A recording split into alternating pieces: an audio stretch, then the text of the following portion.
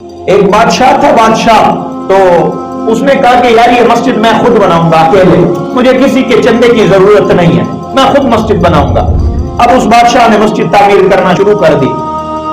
جب مسجد مکمل ہو گئی نا، شام کا وقت ہو گیا، مستری گھر چلے گئے، تو جو مسجد کی چھت میں پرنالا ہوتا ہے نا وہ رہ گیا۔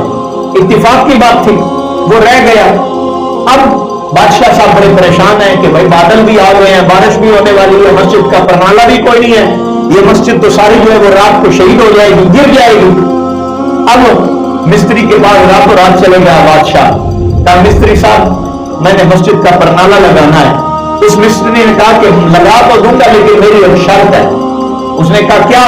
کہا یہ جو پرنالا ہے نا یہ میں نے اپنے پیسوں سے لگانا ہے، یہ میں نے بادشاہ تیرے پیسوں سے نہیں، یہ اپنے پیسوں سے لگانا ہے۔ اب بادشاہ کو پرنالے کی ضرورت تھی، مجبور تھا، اس نے کہا ٹھیک ہے میں تیری ایک شرط مان لیتا ہوں، اور دل ہی دل میں کہنے لگا یار ایک پرنالے سے کیا ہو سکتا ہے، ساری مسجد تو میں نے بنائی، ایک پرنالے سے کیا ہوگا۔ اب مستری صاحب نے اپنے پیسوں سے وہ پرنالا لگایا، رات ہوئی، بادشاہ کو خواب آ گیا، بادشاہ صاحب جو ہے وہ جنت میں پھر رہے ہیں، سیر کر رہے ہیں، ایک سائڈ پہ مان پر بادشاہ کا نام لکھا ہوا ہے اور دوسری سائڈ پر اتنا ہی محل ہے، اتنا بڑا محل ہے، ایسا ہی محل ہے، اس پر اس مستری کا نام لکھا ہوا۔ پوچھا گیا بھائی یہ کس کا ہے؟ کہا یہ تمہارا ہے۔ کہا یہ مال کس کا ہے؟ یہ فلاں مستری کا ہے۔